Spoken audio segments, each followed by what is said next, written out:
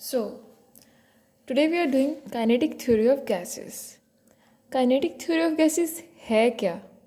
ये एक ऐसी थ्योरी है जहाँ पे हमें पता चलता है कोई भी जो गैस मॉलिक्यूल्स है उसकी काइनेटिक एनर्जी के बारे में, उसकी जो सारी इन्फॉर्मेशन होती है कि गैस के मॉलिक्यूल्स कितना प्रेशर लगा रहे हैं, उनके पास कितनी एनर्जी है, कितनी काइनेटिक एनर्जी है, कितनी पोटेंशियल एनर्जी है, ये सब कुछ हमें पता चलता है इस काइनेटिक थ्योरी ऑफ गैसेस में।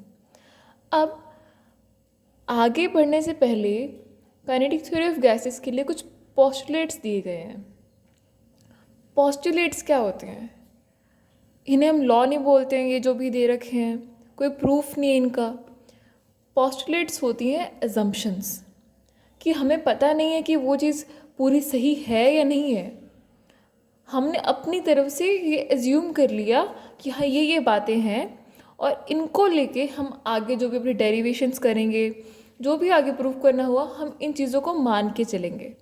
कोई भी ऐसा प्रूफ नहीं दिया गया है कि ये सही है या नहीं है, तो उन स्टेटमेंट्स को कहते हैं postulates.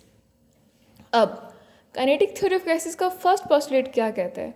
It says a gas consist of number of tiny particles called molecules which are identical point masses। इसका क्या मतलब हुआ? है तो ये सिंपल सी स्टेटमेंट कि गैस जो है छोटे छोटे पार्टिकल से बनी हुई है, बहुत छोटे होते हैं, वी नो, हमें दिखते तो नहीं है ये मॉलिक्यूल्स।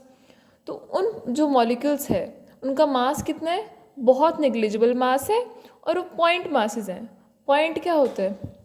पॉइंट जो होता है वो कभी भी वॉल्यूम नहीं लेता, वो तो छोटा सा पॉइंट है, कोई भी स्पेस नहीं ले रहा।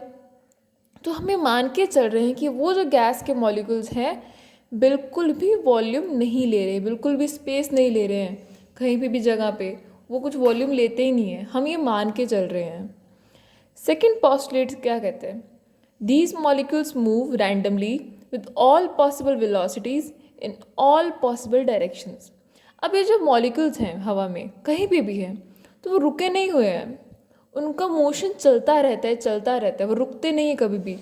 और ये भी नहीं है कि वो किसी एक ही डायरेक्शन में मूव कर रहे हैं, दे मूव रैंडमली। रैंडमली का मतलब क्या होता है कि किसी भी डायरेक्शन में जा रहे हैं। अगर मान लो 100 मॉलिक्यूल्स हैं तो उसमें से हो सकता है कि 20 मॉलिक्यूल लेफ्ट की तरफ जा रहे होंगे, 30 राइट की तरफ जा रहे होंगे, कुछ डायगनली भी जा सकते हैं, कहीं भी जा सकते हैं। तो उनका जो मोशन होता है वो रैंडम होता है, कोई डिफाइंड नहीं होता। थर्ड पोस्टुलेट क्या कहता है?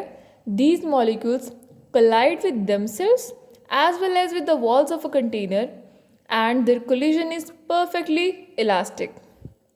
अब जो जहाँ पे हमारे मॉलिक्यूल्स हैं वो एक मॉलिक्यूल तो नहीं है, बहुत सारे मॉलिक्यूल्स हैं।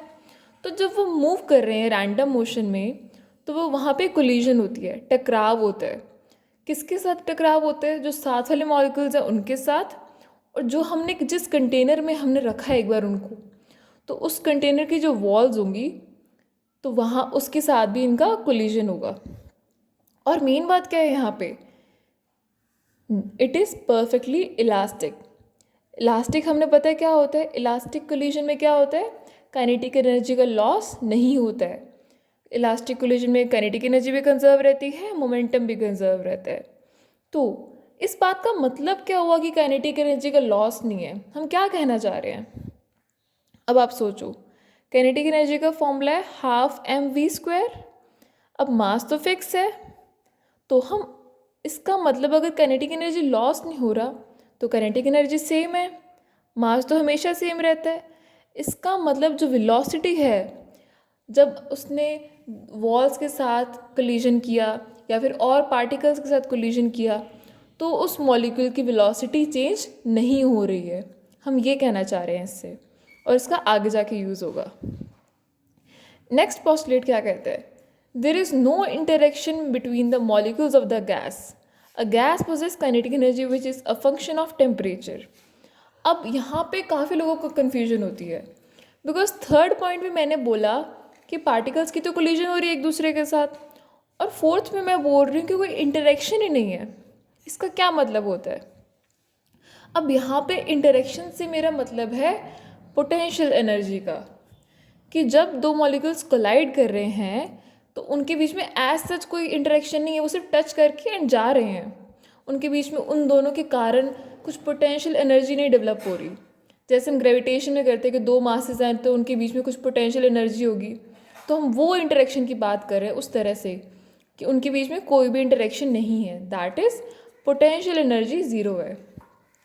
अब हमें ये भी पता है कि पोटेंशियल एनर्जी ज़ीरो है और हमको क्या पता है, force is equals to D U by D X, that is potential energy का डेरिवेटिव। इसका मतलब ये जो मॉलिक्यूल्स हैं वो एक दूसरे पे फोर्स नहीं लगा रहे हैं। और हमने ये भी बोला a gas possesses kinetic energy. अब जो उसके पास रह गई एनर्जी वो कौन सी है, पोटेंशियल एनर्जी तो ज़ीरो हो गई, तो जो एनर्जी है वो है सिर्फ kinetic energy which is a function of temperature. हमने ये नहीं बोला कि वो किसी वॉल्यूम का फंक्शन है या फिर किसी प्रेशर का फंक्शन है काइनेटिक एनर्जी। हमने ये बोला कि kinetic energy is a function of temperature. Function मतलब वो उस पर डिपेंड कर रहा है, मतलब जैसे जैसे टेम्परेचर चेंज होगा वैसे वैसे मेरी मॉलिक्यूल की काइनेटिक एनर्जी चेंज होगी। और इसको हम आगे जाके समझेंगे। और इससे मैं आपको थोड़ा सा हिंट दे सकती हूँ कि काइनेटिक एनर्जी होता है हाफ mv², मास तो है फिक्स, तो रह गई क्या, वेलोसिटी। इसका मतलब मेरे मॉलिक्यूल की velocity is a function of temperature, कि जैसे जैसे टेम्परेचर चेंज होगा मेरे मॉलिक्यूल की वेलोसिटी चेंज होती रहेगी। नेक्स्ट, अब भी मेरे फिफ्थ पॉइंट क्या बोल रहा है, the momentum of the molecules gets changed when collide with the walls. अब हुआ क्या, ऊपर तो मैंने ये बोल दिया कि दोनों मॉलिक्यूल्स के बीच में कोई इंटरेक्शन नहीं है, बट ये जो मॉलिक्यूल्स हैं, जो हमारा कंटेनर है जिसमें हमने इसको रखा हुआ है, उसके साथ तो कुछ इंटरेक्शन हो सकती है। तो हमने यही करा है। और मोमेंटम क्या होता है, मास इंटू वेलोसिटी। जब कोलिजन हुआ कंटेनर के वॉल्स के साथ तो वो टकरा के किसी और डायरेक्शन में चले गए, डायरेक्शन चेंज हो गया। अगर मान लो पहले नेगेटिव एक्स एक्सिस में जा रहा था मॉलिक्यूल, तो कोलिजन के बाद इसकी डायरेक्शन पॉजिटिव एक्स एक्सिस हो गई। तो जब डायरेक्शन चेंज हुआ तो मोमेंटम चेंज हुआ। और हमें पता है न्यूटन सेकंड लॉ से कि force is equals to D P by D T. तो इसका मतलब मोमेंटम चेंज होने से फोर्स प्रोड्यूस हुआ। तो हम ये क्या कहते हैं कि जो मॉलिक्यूल्स हैं वो वॉल्स पे कुछ फोर्स लगा रही हैं या फिर कुछ प्रेशर लगा रही हैं।